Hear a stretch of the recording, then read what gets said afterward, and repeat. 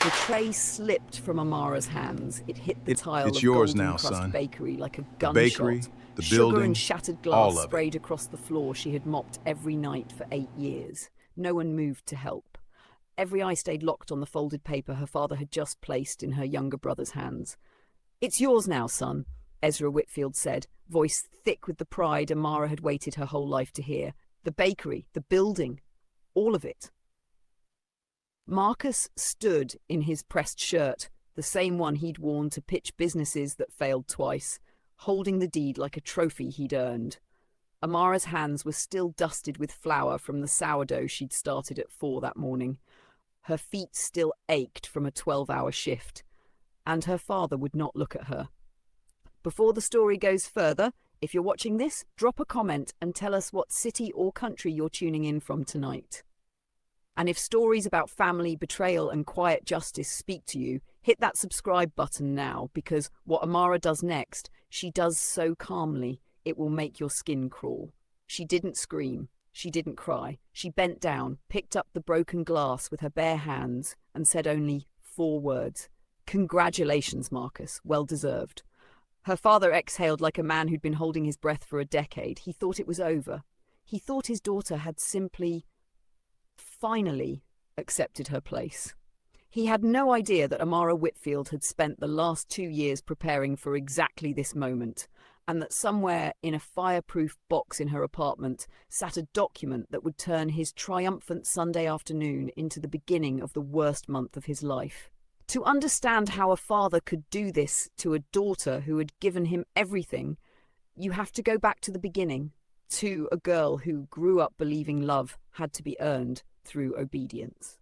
Amara was the elder of Ezra and Odessa Whitfield's 2 children, born in a modest brick house on the edge of a small Georgia town where everybody knew everybody's business before they knew their own name. Her mother died when Amara was 11, taking with her the only person in that house who ever told Amara she was enough, exactly as she was.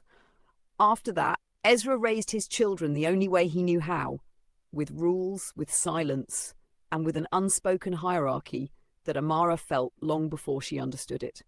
Marcus was 3 years younger, and from the moment he could walk, he was the miracle child, the one Ezra bragged about at church, the one whose report cards made it to the refrigerator even when they were mediocre. Amara's straight A's got a nod. Marcus's C+ got a steak dinner. Nobody in the family ever said out loud that Marcus was favoured. They didn't have to. Amara felt it in the way her father's eyes lit up differently, in the way disappointments rolled off her brother like rain off glass, while her own mistakes stuck to her like tar. She learned early that the way to survive in that house was to become useful. Not loved. Useful. So she worked. She got a job at 16 sweeping the floor of Miss Odetta's bakery 3 streets over, and something happened to her there that had never happened at home. She was good at something, and someone noticed. By 19, she was managing that little shop. By 24, Miss Odetta, sick and childless, told Amara she wanted to sell her the recipes and the name before she passed, on the condition that Amara pay what she could when she could. Amara went to her father for help with the down payment, certain that finally, this would be the thing that made him proud of her instead of Marcus. Ezra looked at the business plan she had built over 6 months, looked at his exhausted, hopeful daughter and said, "Baking is a nice hobby, Amara. But you know I've been wanting to help your brother start something real, something with his name on it." Marcus at that time had never worked a full year at any job. But Ezra gave him $11,000 for a car dealership venture that collapsed within 8 months. Amara never saw a cent. She built the bakery herself, waitressing nights, taking a second job at a printing company, borrowing from a credit union that nearly refused her because she was, in their words, a high-risk single applicant. She signed the papers alone. She scrubbed the floors alone. She built Golden Crust from a dying corner shop into the town's most beloved bakery, entirely alone. And somehow, impossibly, her father still found a way to insert himself into its story every single time someone asked about it. "My daughter runs a nice little bakery," he'd say to his friends at the barber shop, in a tone that made it sound like a charming eccentricity rather than an 8-year labour of blood and flour.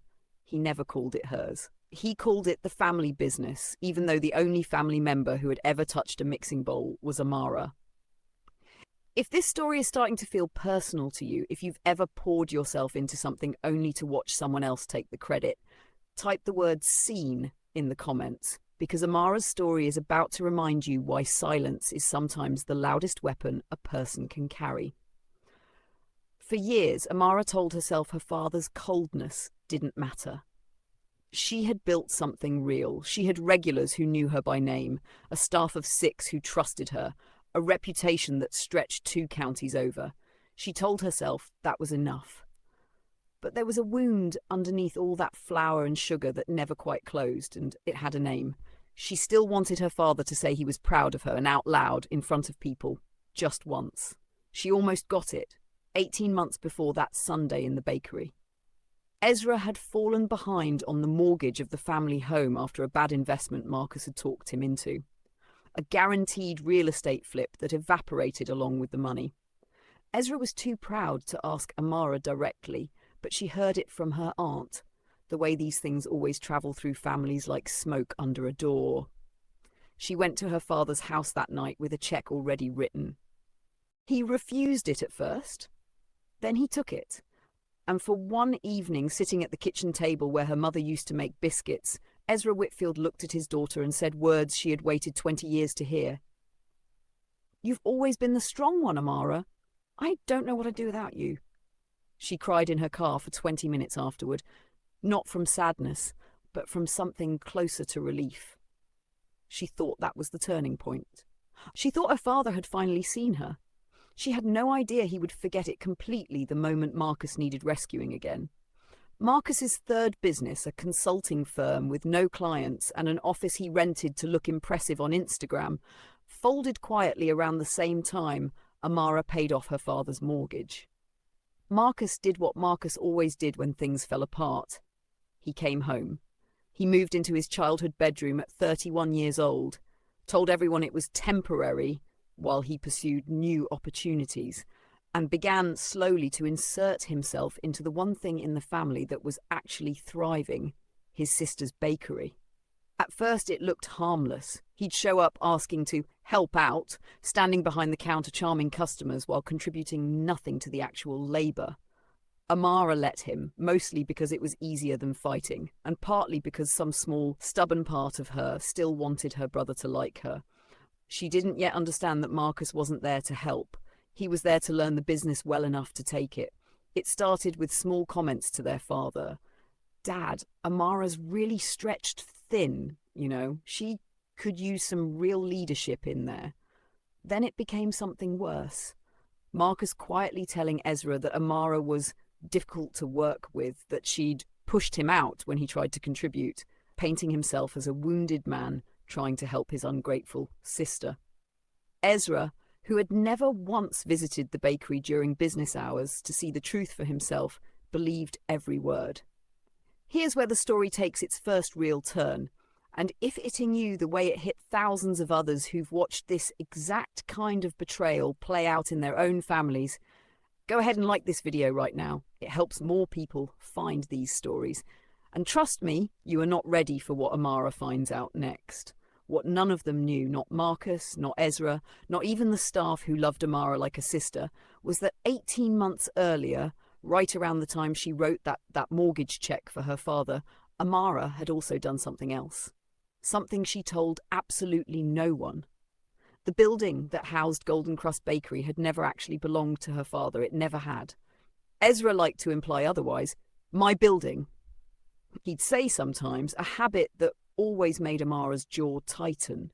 But the truth was that the building had originally belonged to Miss Odetta, and when Miss Odetta passed, her will left the property itself, separate from the business Amara had already been running, to a distant cousin in Ohio who had no interest in a small-town bakery and simply wanted it sold. Amara found out about the sale before anyone else did, because Miss Odetta's lawyer, an old family friend, called her out of courtesy.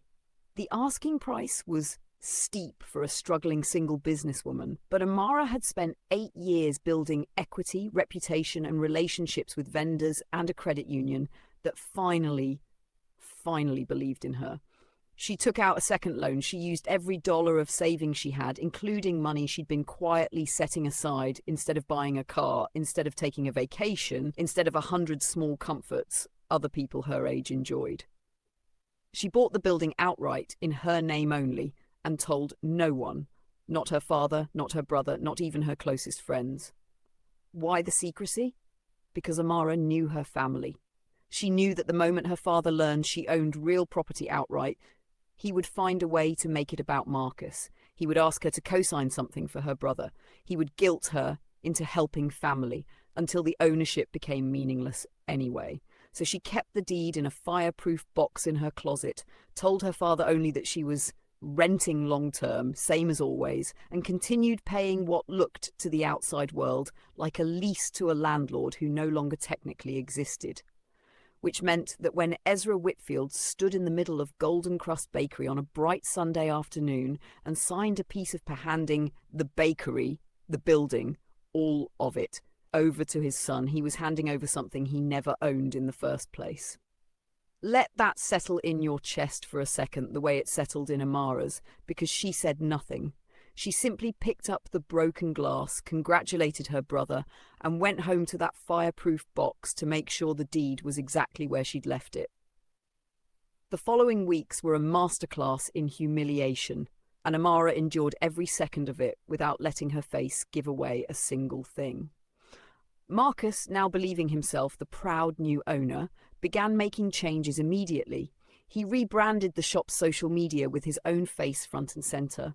He fired 2 of the longest-serving employees, people who had been loyal to Amara through her hardest years, because, in his words, we're going in a more premium direction. He hired a business consultant friend to redesign the menu, cutting half the recipes that had made Golden Crust famous, replacing them with trendy items nobody in that town had asked for. Ezra watched all of this with the beaming satisfaction of a man who believed he had finally set his son on the right path. He didn't notice, or didn't care to notice, that revenue was dropping. He didn't ask why regular customers, people who'd been coming for years, started quietly disappearing. He certainly didn't ask his daughter, who still showed up every single day, working under her own brother in the bakery she had built with her hands, because Marcus, despite his big talk, had no idea how to actually run a kitchen, manage inventory, or keep the ovens from breaking down, and someone had to keep the doors open. Amara worked in near silence during those weeks. Her staff, the 2 employees who remained, plus a young apprentice named Talia who idolized her, watched her carry humiliation after humiliation with a composure that unsettled them more than tears would have. "How are you not saying anything?" Talia asked one night after Marcus had loudly criticized Amara's croissant technique in front of customers, technique that had won a regional baking award 2 years earlier, technique Marcus couldn't have replicated if his life depended on it. Amara wiped down the counter, her movements slow and deliberate. "Because the people who scream the loudest usually have the least control," she said. "I don't need to scream, I need to wait." Talia didn't understand what she meant. Not yet. But something in Amara's eyes, a kind of quiet, coiled patience, made the younger woman feel like she was watching the opening act of something much bigger. If you've ever had to bite your tongue while watching someone destroy something you built, comment below and tell us how you survived it, because Amara's patience is about to be tested in a way none of us saw coming. And this is the part of the story where everything starts to unravel. The unraveling began, as these things often do, with money. Marcus had never actually run a business successfully, and Golden Crust, despite 8 years of steady profitability under Amara, began hemorrhaging cash within 2 months of his takeover. He'd overspent on renovations nobody asked for, underpriced new menu items that cost more to make than they sold for, and alienated the loyal customer base that had sustained the bakery through 2 recessions and 1 flood. Desperate and unwilling to admit failure to their father, Marcus did something reckless. He took out a business loan using the bakery as collateral, the building itself, the one he believed was legally his, without telling Ezra, and definitely without telling Amara. He used part of that loan to cover the bakery's mounting losses, and the rest, it would later come out, to pay off a private debt he'd been hiding from everyone, a debt owed to a man named Curtis Boone, a so-called business partner from Marcus's failed consulting firm, who was in reality far less patient and far less legitimate than Marcus had let on. Curtis Boone was not the kind of man who accepted late payments with understanding. When Marcus fell behind almost immediately, unable to generate the revenue he'd promised, Curtis began showing up at the bakery. At first it was quiet, tense conversations in the back office that made Talia's hands shake while she frosted cakes. Then it became threats, delivered in the calm, unhurried voice of a man who had made a career out of being terrifying without ever raising his volume. Amara noticed everything. She noticed Marcus's hollow eyes, the way he flinched at his phone buzzing, the way he started avoiding the bakery during the hours Curtis was known to appear. She noticed, too, that her father, the man who had signed over everything to his golden son with such ceremony, had absolutely no idea any of this was happening, because Marcus was too ashamed and too proud to tell him. This is the moment Amara had been quietly waiting for, though not in the way you might think. She hadn't wanted her brother to suffer. Despite everything, despite years of being overlooked in his favour, she still loved him, the complicated, tangled way siblings do. What she wanted was the truth to surface on its own, without her having to be the villain who tore it out into the light. She got her chance on a rainy Tuesday evening when Curtis Boone walked into the bakery 40 minutes after closing, while Amara was alone doing inventory, and Marcus was nowhere to be found. "You must be the sister," Curtis said, looking around the shop with the appraising eyes of a man calculating resale value. "Marcus talks about you, says you're the one who actually knows how to run this place." Amara kept counting flour sacks, her voice level. "What do you want?" "Your brother owes me $42,000, Curtis said, "and he's 3 weeks late on the second installment. I've been very patient." He smiled, and the smile did not reach his eyes. "This building was put up as part of the collateral on that loan he took. Did you know that?" Amara's hand stilled on the flour sack, not from panic, but from the sudden, sharpening focus of a woman realizing the moment she'd been quietly preparing for had finally arrived. "This building isn't his to collateralize," she said quietly. Curtis laughed. "Sweetheart, I've seen the deed transfer signed by your daddy, witnessed and everything. It's his." "Then I'd suggest," Amara said, setting down the flour sack and reaching for her bag, "that you look a little more carefully at county property records, because the building itself was never part of what my father signed over. He gave Marcus the business, the name, the equipment, the goodwill.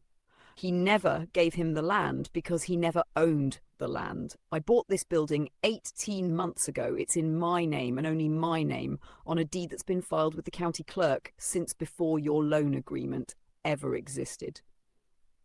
The silence that followed was the kind that changes the temperature of a room. If you've never watched someone's entire plan collapse in real time, stay with this story, because what happens over the next few days will make you rethink everything you thought you knew about quiet people. And if you believe karma has a way of finding its way home, hit like right now and let Amara know you're rooting for her. Curtis Boone left that night without another word, but the damage was already set in motion. He'd extended $42,000 against collateral that didn't exist, which meant, in the world he operated in, that Marcus had essentially defrauded him, whether Marcus understood that or not. Within 48 hours, Curtis was calling Marcus's phone every hour, then showing up at Ezra's front door because if the son nothing, the father's house at least was real property with real equity. Ezra Whitfield, who had spent his life believing his judgment about his children was beyond question, opened his front door on a Thursday morning to find a stranger informing him that his son owed a dangerous man $42,000, secured against a building Ezra believed he had legally given away, a building that, as it turned out, had never belonged to him at all. The confrontation load was the loudest thing that had happened in the Whitfield family in a decade. Ezra called Amara, his voice cracking with a fury she had genuinely never heard from him before. "Is it true? Do you own that building? Behind my back?"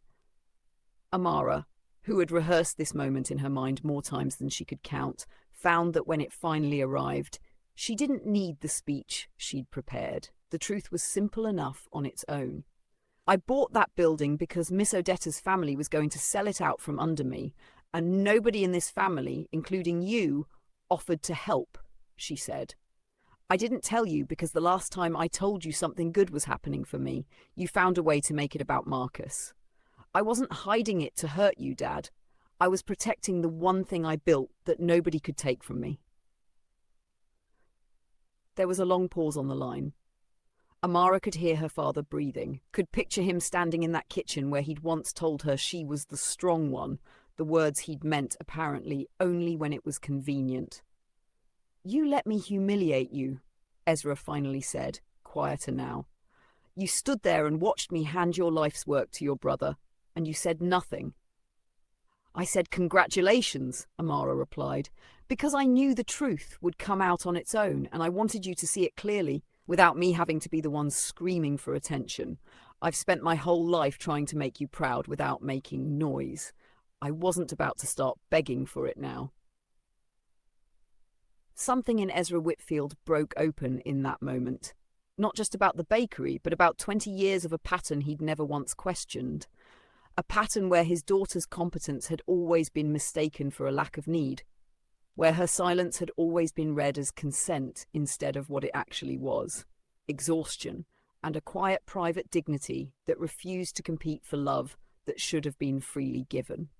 If this story has you thinking about your own family, about the quiet ones who carry more than anyone realizes, take a moment and comment your thoughts below. And if this is moving something in you, go ahead and like the video, because the hardest part of Amara's journey is still ahead of her, and it's not the part you're expecting. What followed was not a clean cinematic reconciliation. Real families rarely get those. There was a brutal family meeting 3 days later, in the same bakery where the deed had been signed, where Marcus finally admitted the full extent of his debt, his shame pouring out of him in a way none of them had ever seen from the family's golden son. He hadn't wanted to hurt anyone, he insisted. He just wanted once in his life to be the one who succeeded without his sister's shadow hanging over him. He hadn't understood, until Curtis Boone showed up threatening his father's home, how deep a hole he'd dug, or how many people he'd have taken down with him. Ezra sat through his son's confession with the face of a man aging in real time, watching decades of comfortable blindness crumble in a single conversation. He turned to Amara, and for the first time in either of their memories, he apologized. Not the deflecting, half-hearted apology of a man trying to keep the peace, but a real one, raw and uncomfortable. I spent so much energy trying to build your brother up that I never stopped to ask why I never had to, he said, his voice unsteady. I told myself you didn't need me because you never asked for anything. I never once asked myself if that was because you'd learned not to expect it. Amara didn't cry. Not there, not in front of everyone. She had cried enough over the years in the privacy of her car, her apartment, the walk-in freezer at 2 a.m. when the weight of being overlooked became too heavy to carry standing up. What she felt instead, sitting in that bakery with the smell of burnt sugar still lingering from the disastrous new menu, was something quieter and stranger, but the beginning of relief. The resolution, when it came, was neither instant nor perfect, and it required something Amara had never expected to give her brother, a choice. Curtis Boone's debt was, technically, Marcus's problem, a debt built on fraudulent collateral he'd claimed to own. But the threat to the family, to their father's safety, to the fragile new honesty they were building, was real, regardless of whose fault it was. Amara could have let Marcus drown in the consequences of his own dishonesty. Some part of her, the part that remembered every dismissed report card and every quiet humiliation, wanted to.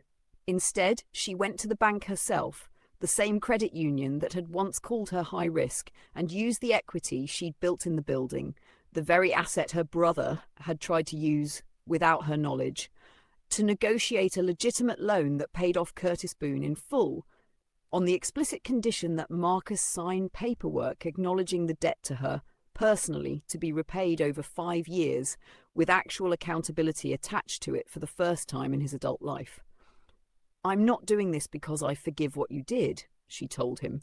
the papers between them on the same counter where he'd once stood holding a deed he never earned. I'm doing it because I refuse to let his mess become another excuse for this family to fall apart quietly, the way we always have. If you want to be part of this bakery, you start at the bottom. You learn the trade for real, and you earn every single title you get. No more gifts, no more shortcuts. Marcus, humbled in a way 8 years of failed businesses had never managed to humble him, agreed. The Golden Crust Bakery reopened under its original name 3 weeks later, its original menu restored, its 2 loyal former employees rehired with an apology and a raise. Amara's name went on the door for the first time in 8 years, not because she needed the recognition, but because she had finally stopped believing that needing recognition made her weak. Ezra started showing up during business hours, not to oversee, but to sit quietly in the corner booth with his coffee, watching his daughter work with a pride he finally said out loud regularly to anyone who would listen, including strangers in line who hadn't asked. It didn't erase 20 years. Nothing could. But it was finally real. We're almost at the end of Amara's story, and before we close it out, if you've made it this far, do 3 things for us. Subscribe if you haven't already, share this story with someone who needs to hear it tonight, and drop a comment telling us the biggest lesson you're walking away with, because what Amara learned in that bakery is something every one of us needs reminding of sooner or later. Amara Whitfield never got the loud, dramatic apology moment that television dramas promise, the kind where a father falls to his knees begging forgiveness while music swells in the background. What she got instead was smaller and, in its own way, more honest. A father who started asking about her day before asking about her brother's. A father who finally noticed the calluses on her hands and asked for the first time how she'd gotten them, listening to the real answer instead of assuming he already knew it. She kept the deed to that building in the same fireproof box, though these days it no longer felt like a secret weapon waiting to be used. It felt like proof, not to her family, but to herself, that she had never needed anyone's permission to build something real. She had spent so many years quietly earning a love that should never have required earning at all, and somewhere in the wreckage of a signed-over deed and a broken tray of pastries, she had finally learned the difference between being needed and being valued. The lesson she carried forward, the one she now tells young apprentices like Talia when they come to her, frustrated and overlooked in their own lives, is simple, though it took her 3 decades to understand it fully. Silence is not the same as surrender. Sometimes the quietest people in the room are not accepting their fate. They are simply waiting for the truth to finish revealing itself, patient enough to let the world see clearly what noise and desperation could never prove. Amara never once raised her voice to reclaim what was hers. She didn't have to. The truth, when it finally surfaced, spoke far louder than she ever could.